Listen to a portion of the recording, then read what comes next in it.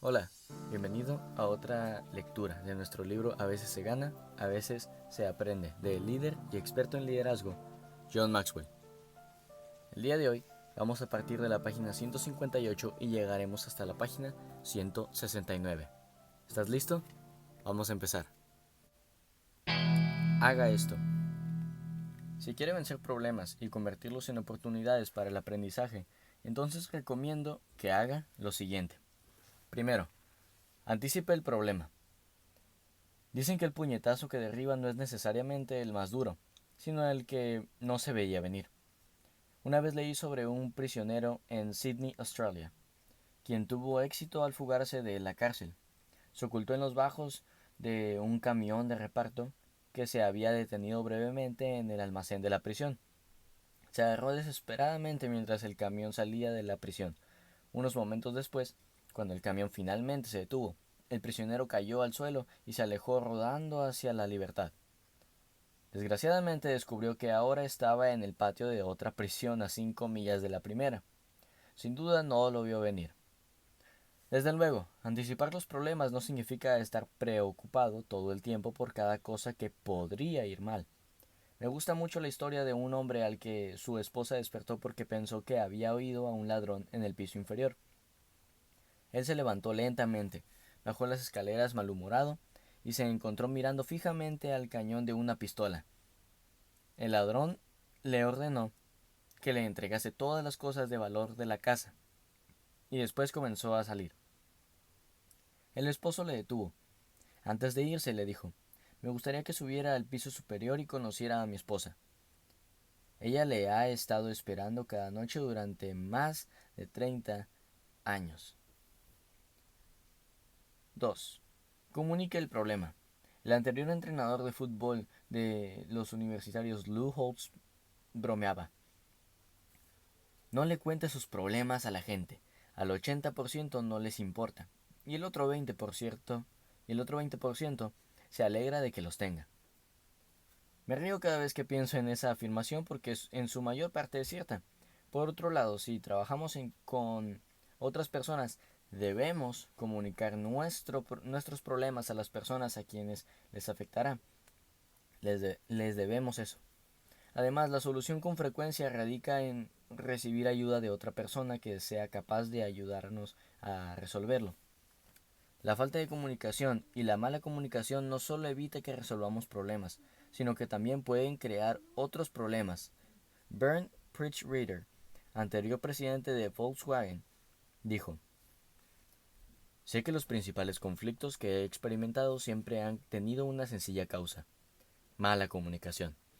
O bien yo no entendía lo que otras personas querían, o ellas no entendían lo que yo quería.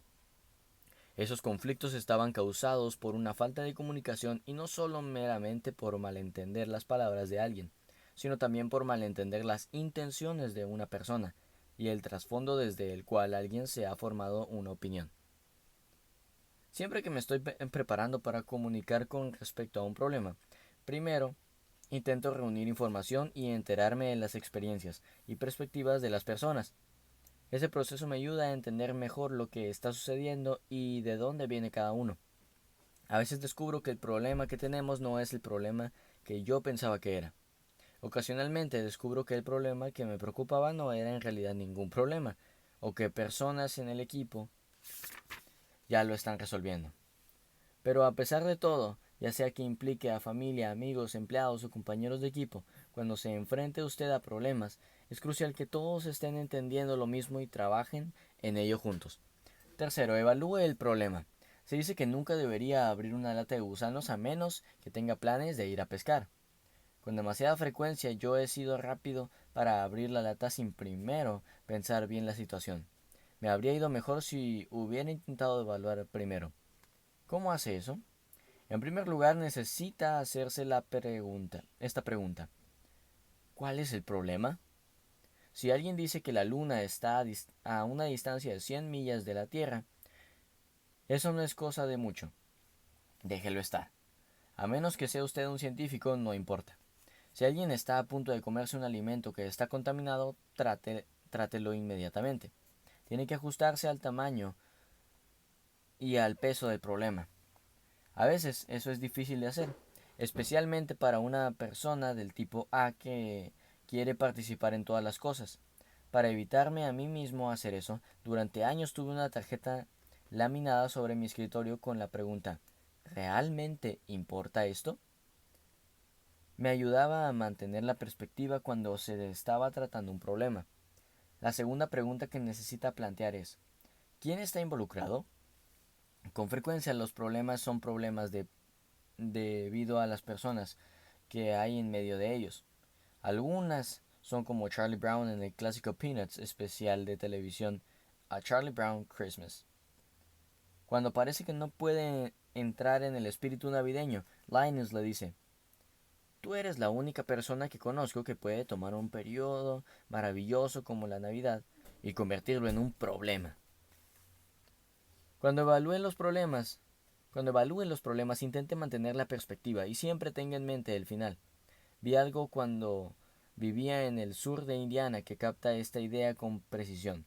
Era una señal en una valla de una granja que decía: si cruza este campo es mejor que lo haga en 9.8 segundos. El toro puede hacerlo en 10 segundos. Cuarto punto, agradezca el problema. Agradecer un problema es contrario a la intuición para muchas personas. La mayoría de personas ven un problema como una molestia e intentan evitarlo. Sin embargo, si tenemos la actitud correcta y agradecemos el problema, no solo trabajaremos más para resolverlo, sino que también aprenderemos y creceremos después. Los problemas siempre producen oportunidades y las oportunidades siempre producen problemas. Ambas cosas van de la mano. Si podemos aprender a agradecer esa verdad, tenemos una verdadera ventaja en la vida.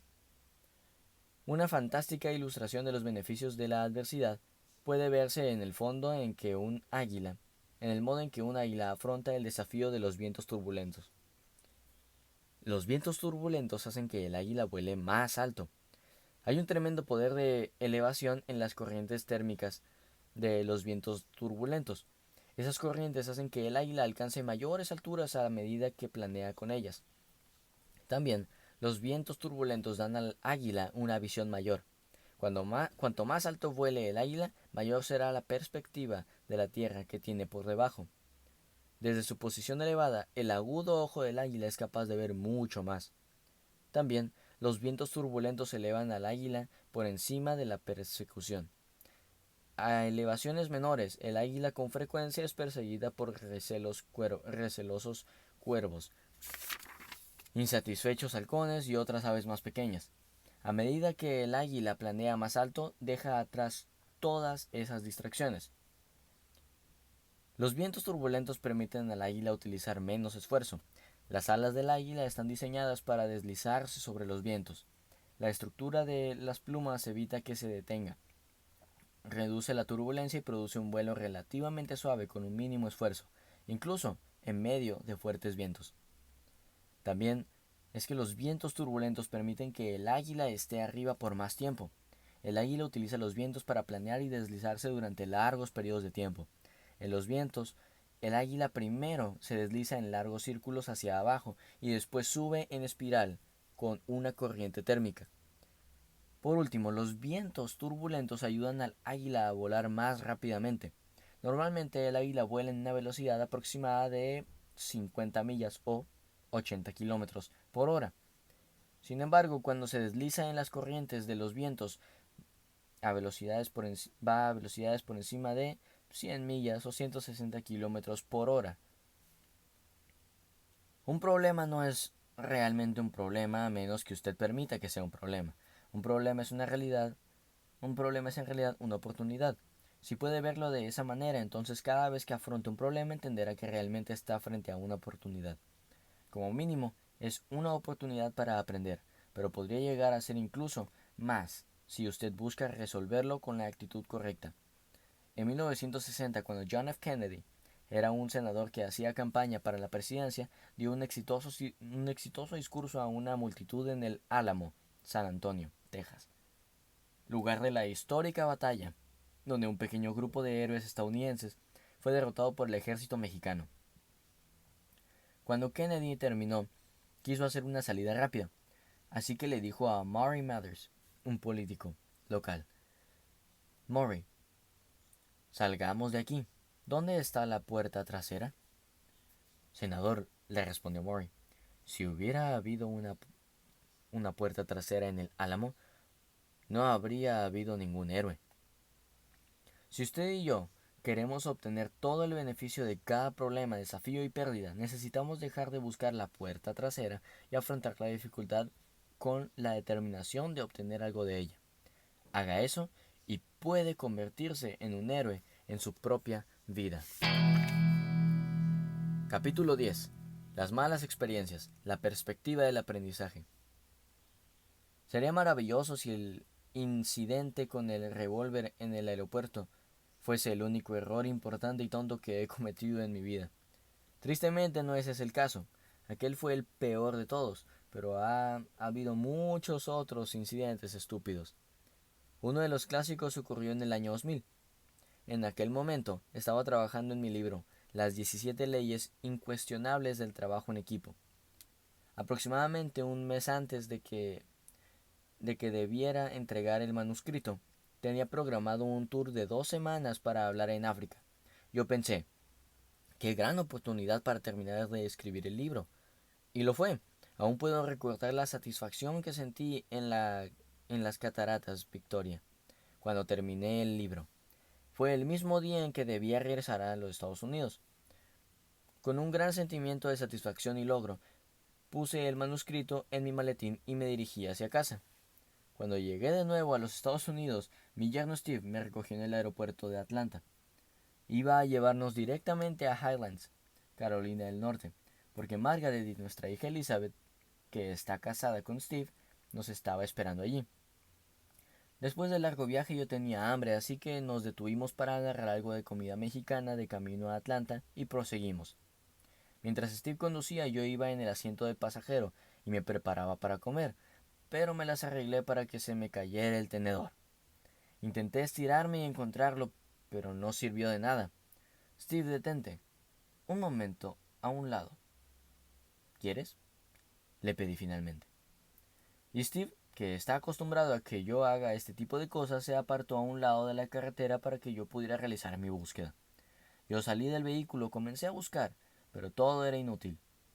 Finalmente moví mi maletín que estaba situado a mi lado, sobre el piso del auto, y allí estaba el tenedor. ¡Fantástico! Finalmente podía comer. Volví a entrar en el auto y seguimos el camino. ¡Oh, no! Unos 20 minutos después, tras haber terminado de comer, eché un vistazo y dije, ¿dónde está mi maletín? Fue entonces cuando lo comprendí. Cuando estuve buscando el tenedor, había sacado mi maletín del auto y lo había dejado a un lado de la carretera, y nunca volví a meterlo en el auto. La pérdida del maletín ya sería lo suficientemente malo, pero tiene que entender que cuando escribo no utilizo una computadora.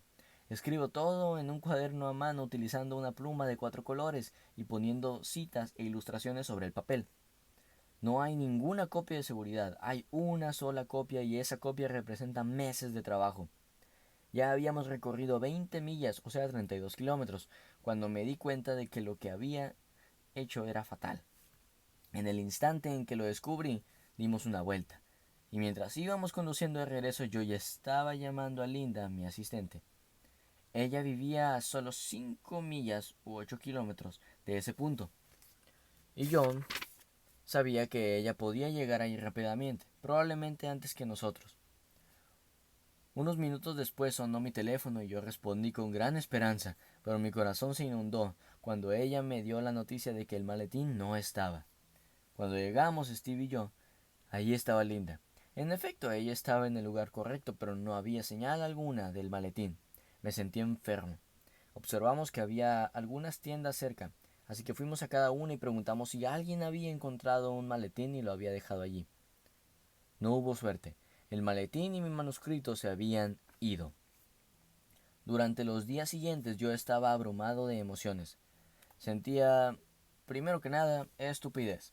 Me preguntaba cómo cualquiera podría ser lo bastante inteligente para escribir un libro y lo bastante necio para dejarlo al lado de la carretera.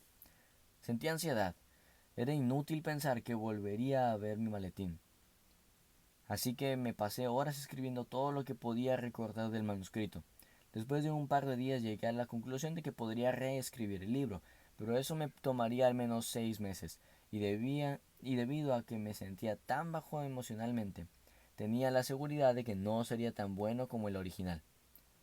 Sentí también frustración. Parecía que no había manera de poder cumplir la fecha de entrega con mi editorial.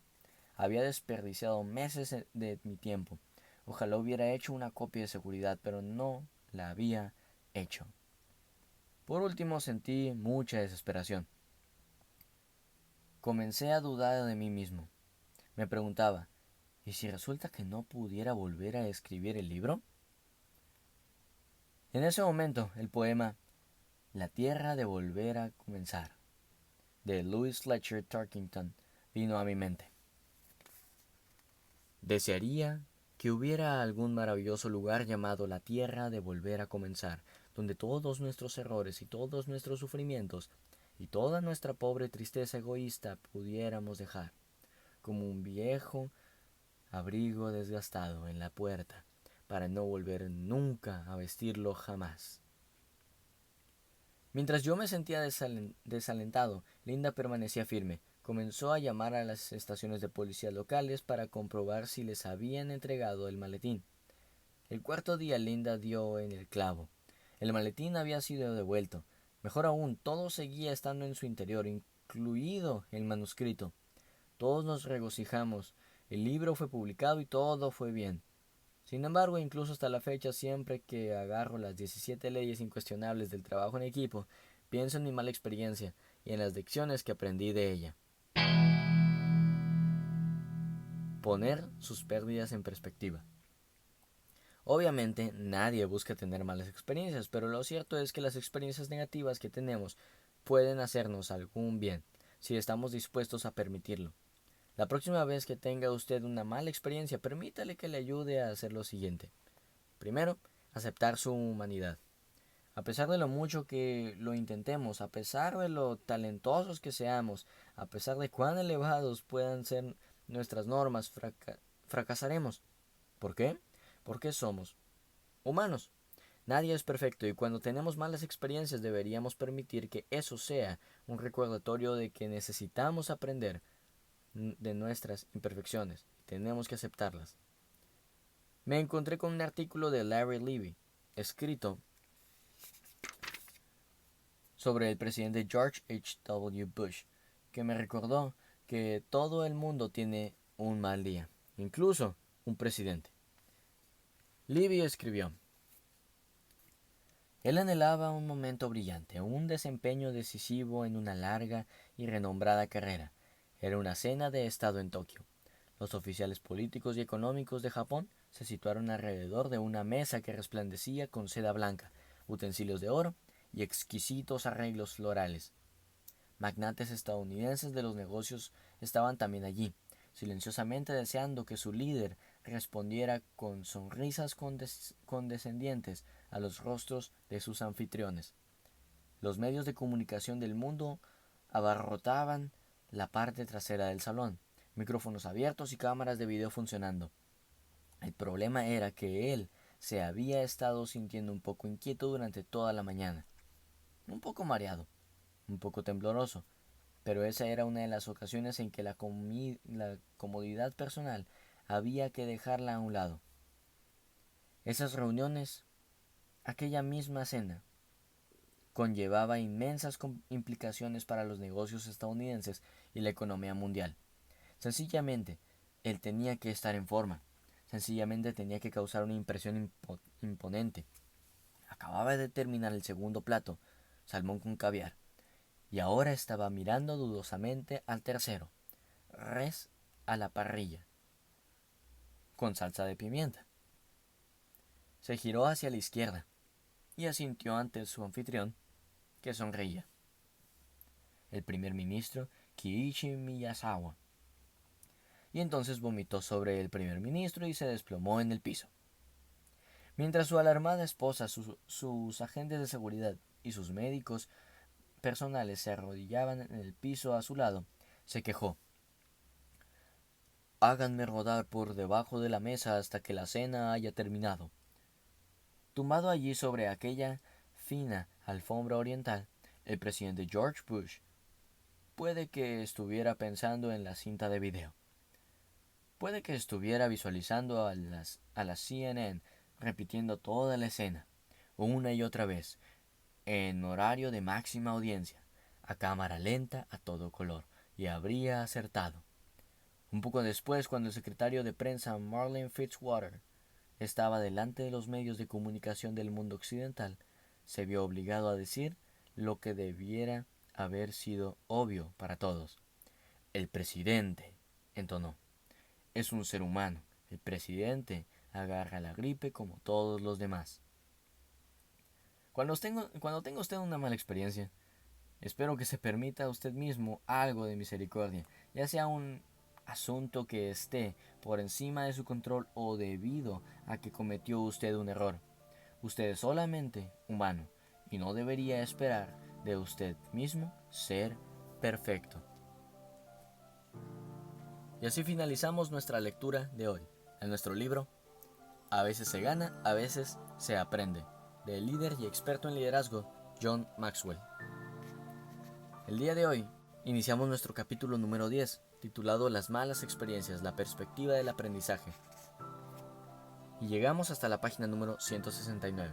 El día de mañana llegaremos aproximadamente hasta la página 179, finalizando este capítulo e iniciando el capítulo número 11. Vamos bastante rápido. Te felicito otra vez por llegar hasta este punto. Son 13 capítulos, no te pierdas ninguna de las lecturas. Mi nombre es Efren y quiero ser intencional. Te reto a que tú también lo seas.